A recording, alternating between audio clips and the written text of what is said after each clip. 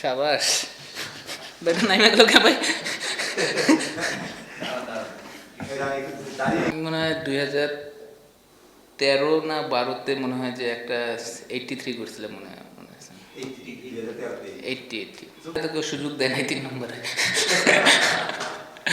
না অবশ্যই ভালো লাগতেছে, কারণ আপনি যেখানে পারফর্ম করেন না কেন ভালো তো লাগে সবসময়। আর আমি টি-20তে অন্তত বিশেষ করে যে আমি চেষ্টা মানে আমার খুব ভালো লাগে আর কি উপরে ব্যাটিং করতে, কারণ আমার কাছে মনে হয় যে ওই সময়টা একটু রান করা সহজ। কারণ আপনি যদি ওভারঅল চিন্তা করেন যে পাওয়ার প্লের মধ্যে আপনার 9টা প্লেয়ার ভিতরে থাকে, তো আপনি যদি একটু রিস্ক নেন তাহলে ওই জায়গাটা যতটা ইজি হয় রান করা, বাট আপনি পাওয়ার প্লের পরে কিন্তু এতটা সহজ হয় না। তো আমি সবসময় এনজয় করি আর কি পাওয়ার প্লের মধ্যে ব্যাটিং করতে, এবং আজকে চেষ্টা করছি যে পাওয়ার প্লের মধ্যে যতটুকু ম্যাক্সিমাম রান করা যায়, যেহেতু আমার ব্যাটে লাগতেছিল। আর আপনি যদি দেখেন যে উইকেট কিন্তু পরবর্তীতে মারা এতটা ইজি হয় না। তো সাবাস ব্যাটে নাই গেল কে ভাই।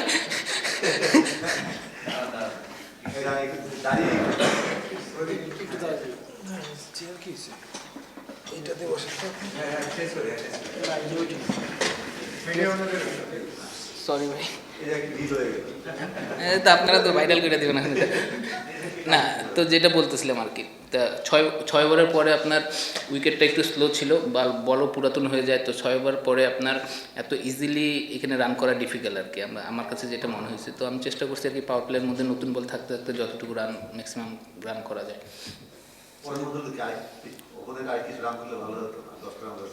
না ভাই, আমাদের টিমের অবস্থা আমরা পরপর 2-3টা ম্যাচ হারছি, তো আমাদের এই উইনটা খুব দরকার ছিল অ্যাজ এ টিম হিসাবে, এবং টিমের মোমেন্টাম পাওয়ার জন্য এই উইনটা আমাদের খুব দরকার ছিল।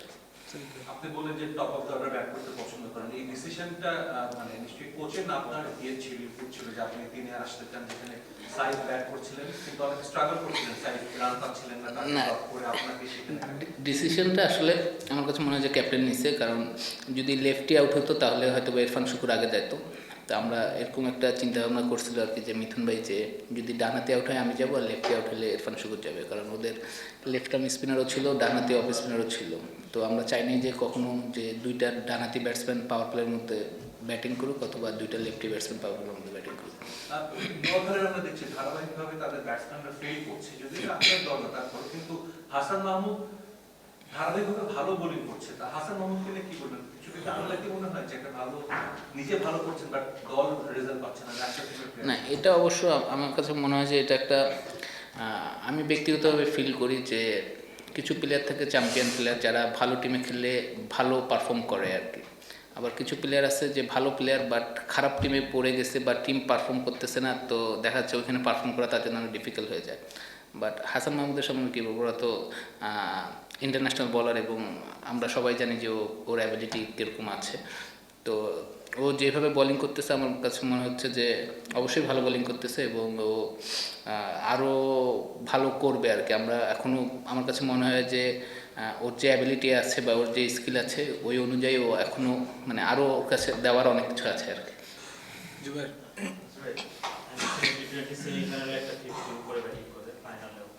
তারপরেও কেন বিপিএল আপনি আপনাকে নিচে খেলানো হলো, কোনো এক্সপ্লেনেশন কি দেওয়া হয়েছে? না, আপনি যদি দেখেন এনসিএল একটা জিনিস, আপনি আমাদের টিমে তো সাইফ নাম্বার 3-এ ব্যাটিং করে সবসময়, ন্যাশনাল টিমও করে, তা সবসময় ন্যাশনাল টিমের প্লেয়ারদের প্রায়োরিটিটা সবসময় বেশি থাকে আপনি যদি এই ঘরোয়া লিগে দেখেন আর কি। তা হয়তো বা সে কারণে হয়নি, আর এইটাই আর কি বলবো। কমিউনিকেট করা হয়েছিল কিন্তু আপনি চারে ব্যাটিং করতে না এরকম রান চেজের টেম্পো মেইনটেইন ধরে রাখতে পারতেন না, এই ধরনের কোনো কথা বলা হয়নি। বাট আমি এতটুকু বলতে পারি যে যেহেতু ন্যাশনাল টিমের প্লেয়ার আছে আমাদের টিমে, কারেন্ট ওয়ার্ল্ড কাপের প্লেয়ার আছে, ওদের প্রায়োরিটিটা সবসময় টিমের মধ্যে বেশি থাকে। ওরা যেখানে খেলতে পছন্দ করে তাদেরকে প্রায়োরিটিটা ওই জায়গাতেই দেওয়া হয় আর কি। সাইফ হাসানের ক্ষেত্রে একটু বলতেন, ভাইস ক্যাপ্টেন ন্যাশনাল টিমে, তাকে বাদ দেওয়ার পেছনে আছে কি ধরনের ডিসকাশন হয়েছে? না, তাকে বাদ দেওয়া হয়নি, তাকে রেস্ট দিছে আর কি একটা ম্যাচ।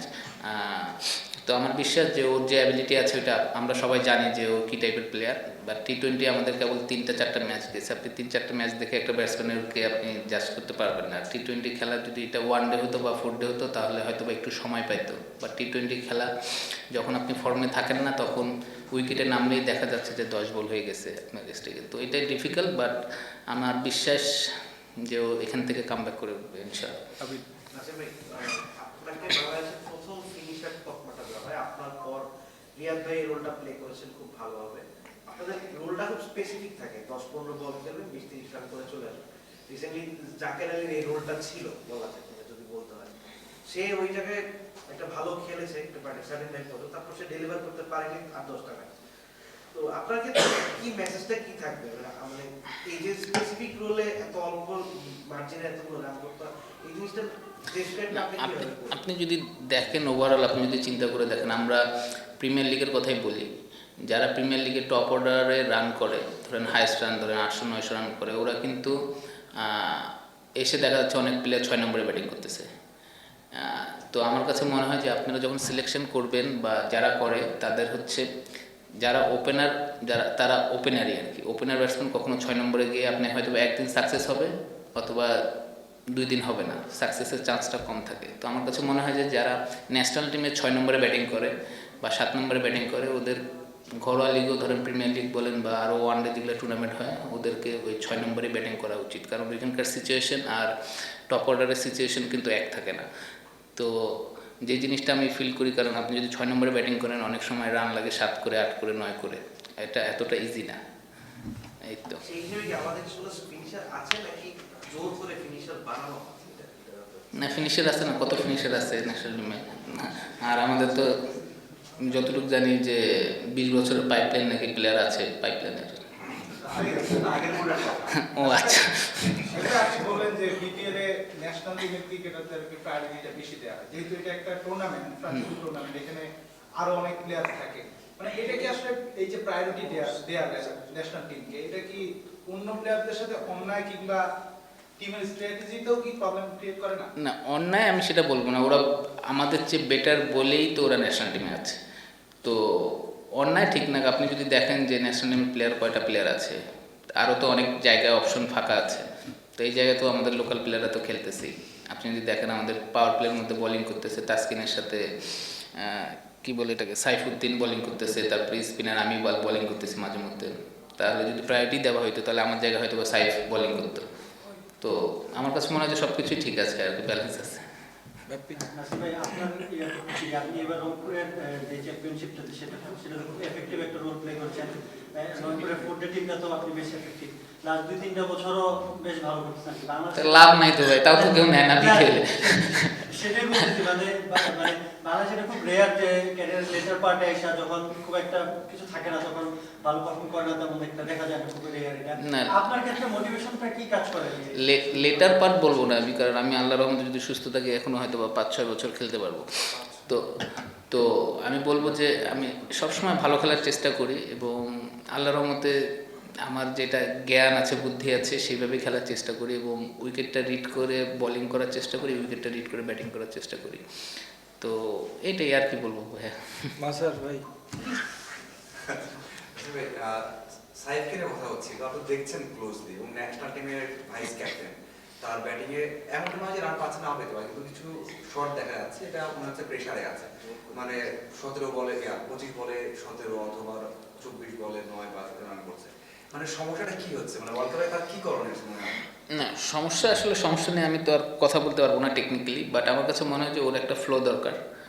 ধরেন যে হয়তো বা ও পাওয়ার প্লের মধ্যে ব্যাটিং করতে নামতেছে, ও যদি আর্লি অন ধরেন যে 5-7 বলের মধ্যে 2-1 বাউন্ডারি পেয়ে যায় তাহলে ওর জন্য খেলাটা মনে হয় ইজি হয়ে যাবে। বাট ও হয়তো বা সেটা পাচ্ছে না।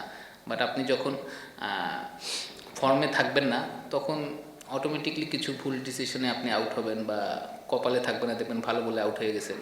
তো আমার বিশ্বাস যে ও কাম ব্যাক করবে আর কি এখান থেকে। ছোট্ট একটা বিষয়, মানে এই বিষয়টা হচ্ছে যে আপনি এক্সপেরিয়েন্স খেলেছেন, এখন যে জিনিসটা খেলছেন এই বয়সে এসে আপনি আর 5 বছর খেলেন, কোন বয়সে ভাই আমি বুঝলাম না ভাই।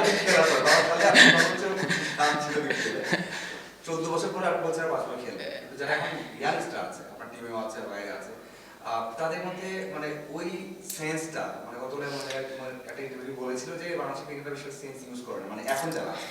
তো আপনারা যে ব্যাচটা ছিলেন তাদের সাথে কথা বলে বোঝা যায় যে হ্যাঁ ক্রিকেটের অনেক কিছু আছে, মানে এখন যারা আছে ওই জায়গাটা স্বল্পতা মনে হয় ক্রিকেট সেন্স বা না এটা আমি বলবো যে আমরা কিন্তু বাংলাদেশের যেসব প্লেয়ার আছে সব কিন্তু 19-20, আমি বলবো না যে আপনি 15-20 আর কি, যারা ন্যাশনাল টিমে খেলতেছে বা যারা ন্যাশনাল টিমের বাইরে আছে সবাই কিন্তু 19-20, আপনি পুরো ন্যাশনাল টিম বাদ দিয়ে আরেকটা ন্যাশনাল টিম খেলান, রেজাল্ট কিন্তু আমার কাছে মনে হয় যে 19-20 হবে।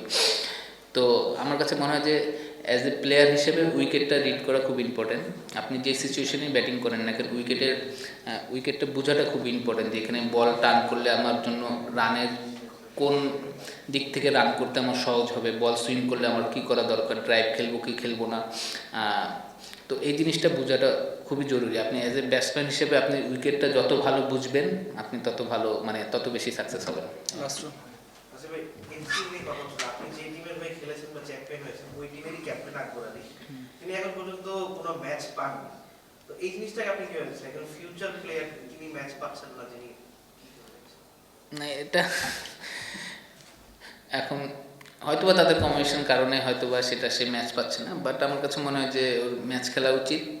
এখন আপনি যদি দেখেন টিমে তো 11 জন খেলবে আর কি, আপনি এখন হয়তোবা ওর জায়গায় অন্য কেউ খেলতেছে, বাট এটা নিয়ে আমি আসলে কিছু বলার নেই, বাট ও খেলা উচিত আর কি, শুধু এতটুকু বলবো। ভাই, ওই যে ভাই